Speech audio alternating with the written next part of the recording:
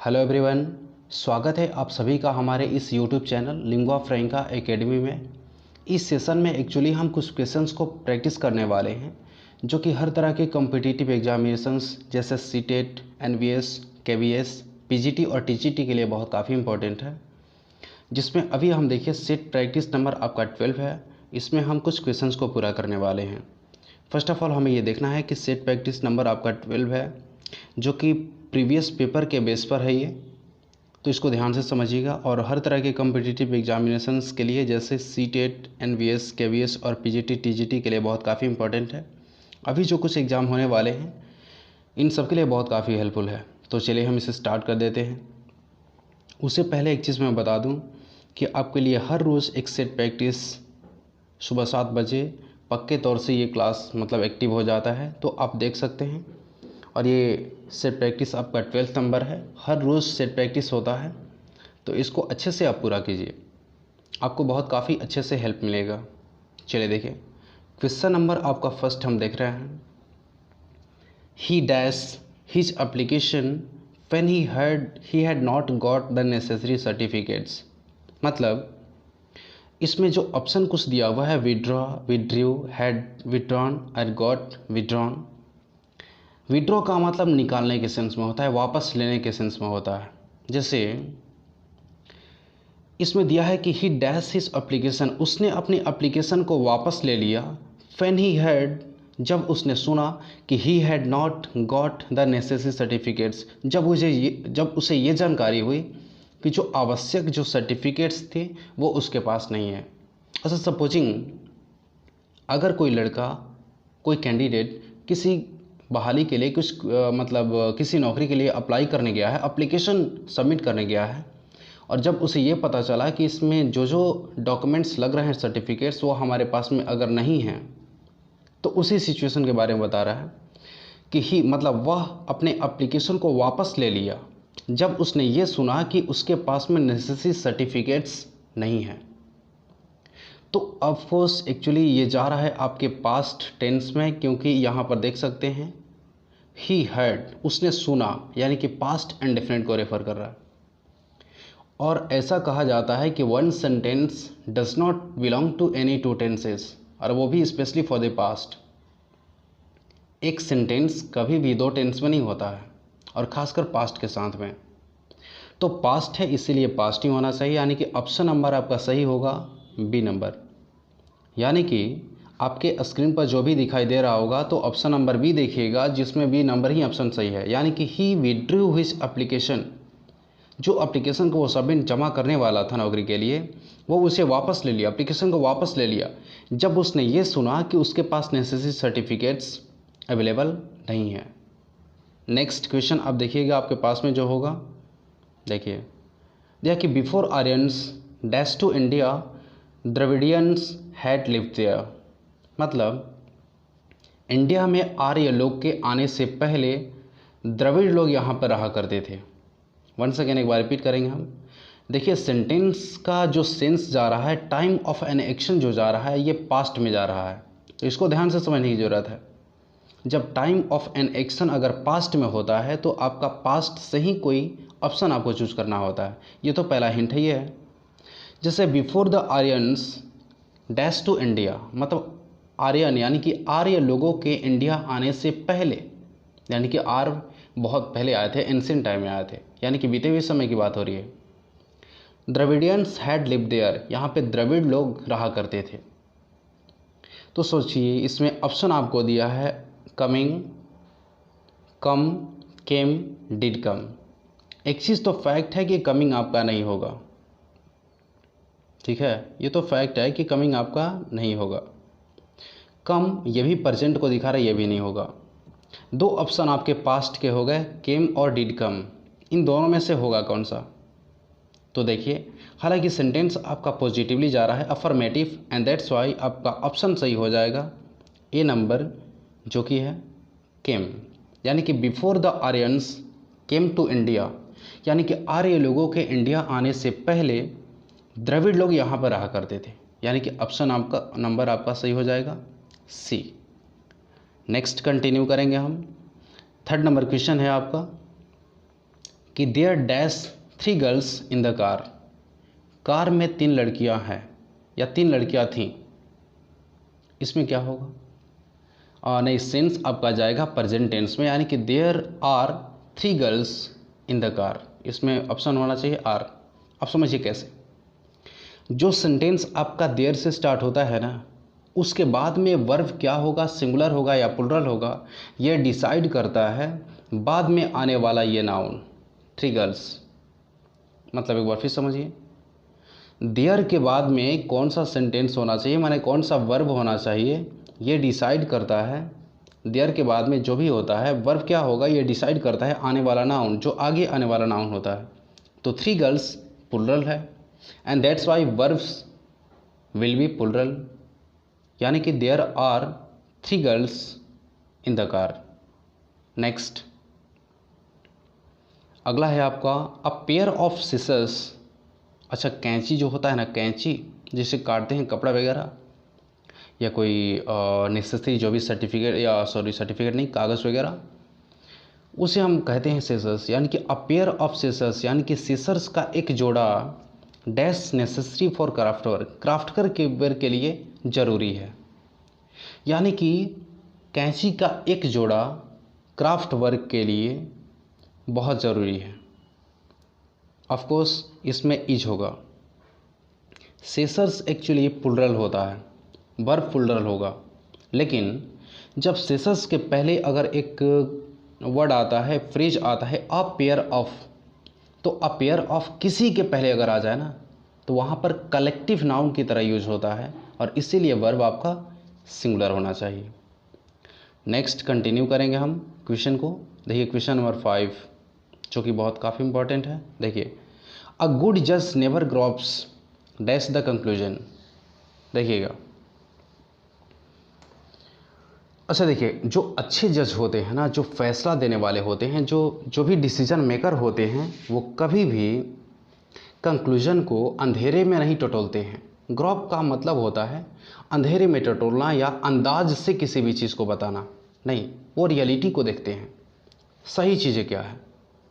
तो ग्रॉप के बाद में ऑप्शन होना चाहिए आपका डी नंबर, यानी कि 4, यानी कि गुड जज, अच्छे जज जो डिसीजन मेकर होते हैं, वो कभी भी किसी कंक्लूजन के लिए टटोलते नहीं हैं, अंदाज़ा नहीं लगाते हैं, वो रियलिटी बेस पे करते हैं।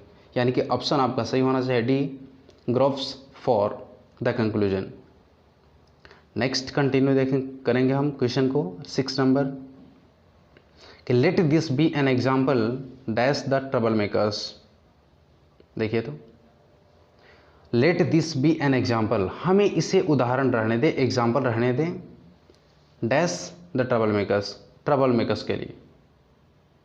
मतलब ये एक एग्जाम्पल ही रहेगा ट्रबल मेकर्स का। Let this be an example for trouble makers होगा, यानी कि ऑप्शन नंबर ए। देखिए, प्रीपोजिशन बहुत काफ़ी इंपॉर्टेंट है और हर तरह के कॉम्पिटिटिव एग्जामिनेशंस में ये आते रहते हैं। और जैसे प्रीपोजिशन है, इसके बारे में बिना सेट प्रैक्टिस का सब कुछ नहीं होगा। कितना भी प्रीपोजिशन को अच्छे से पढ़ लें, लेकिन अगर सेट प्रैक्टिस को अगर अगेन एंड अगेन ना करते हैं तो परेशानी बढ़ जाता है। देखिए, नेक्स्ट क्वेश्चन है आपका 7, I am angry with him dash his carelessness. मतलब I am angry with him, मैं उससे नाराज़ हूँ, डैश हिज केयरलेसनेस, उसकी लापरवाही की वजह से। मतलब मैं उसकी लापरवाही की वजह से मैं नाराज़ हूँ।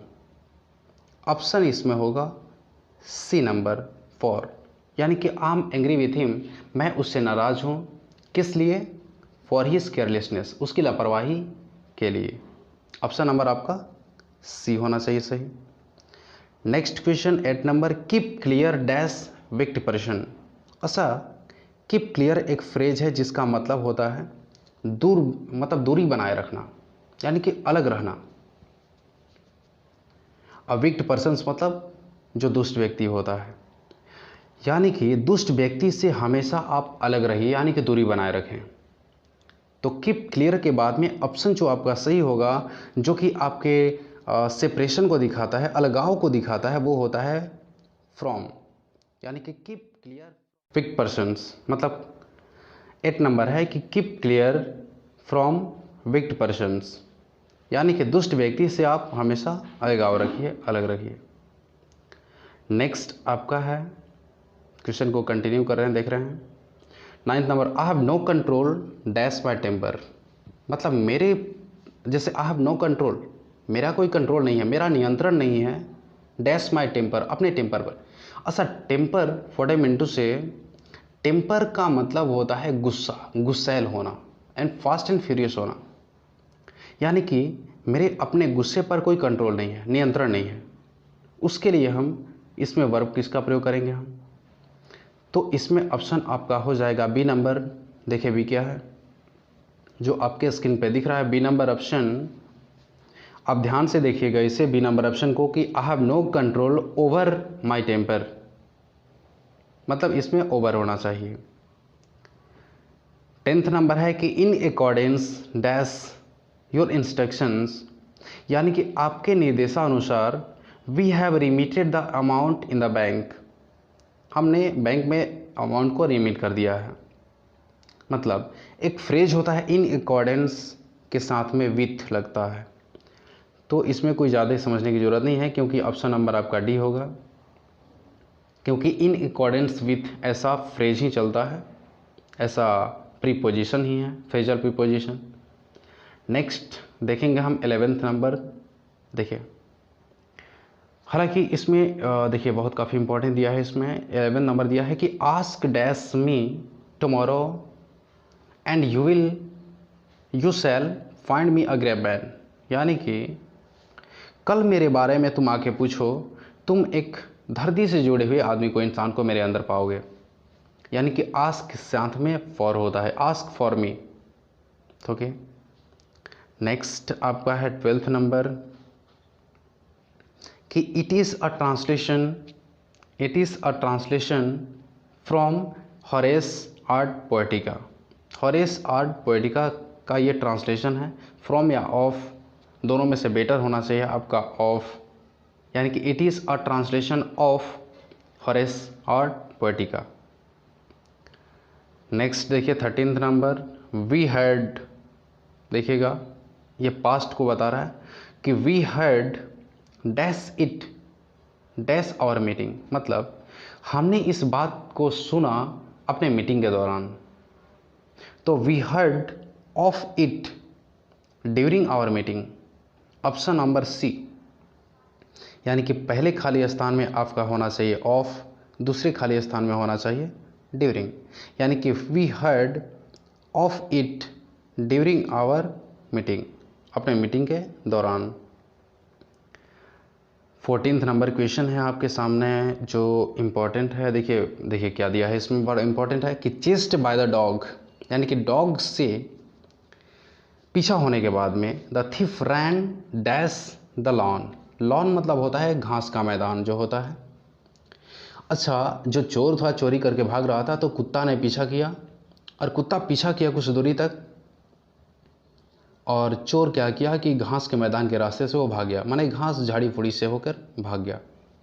यानी कि चेस्ड बाय द डॉग, कुत्ता से पीछे होने के बाद में thief ran across the lawn, यानी कि मतलब झाड़ी से होकर, यानी कि घास के मैदान से होते हुए उसने भागा, तो उसके लिए हम अक्रॉस का यूज़ करते हैं।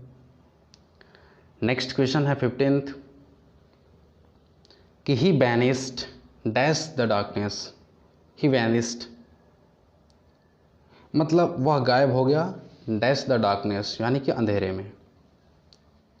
ही वैनिस्ड इनटू द डार्कनेस यानी कि अंधेरे में वो गायब हो गया। नेक्स्ट क्वेश्चन है 16th यानी कि ऑन सैटरडे यानी कि शनिवार को ही लेफ्ट दिल्ली, उसने दिल्ली को छोड़ दिया मुंबई के लिए। ऑन मतलब शनिवार को वो मतलब दिल्ली को छोड़ दिया मुंबई के लिए, यानी कि मुंबई के लिए रवाना हो गया। तो लेफ़्ट के बाद में हम फॉर का यूज़ करते हैं, यानी कि लेफ़्ट फॉर। जैसे बोलते हैं ना कि मैं दिल्ली के लिए रवाना हो रहा हूँ, तो I am living for Delhi tomorrow. Living के बाद में फॉर होता है, लेफ़्ट के बाद में फॉर होगा, option number B. Next question आपका 17th है,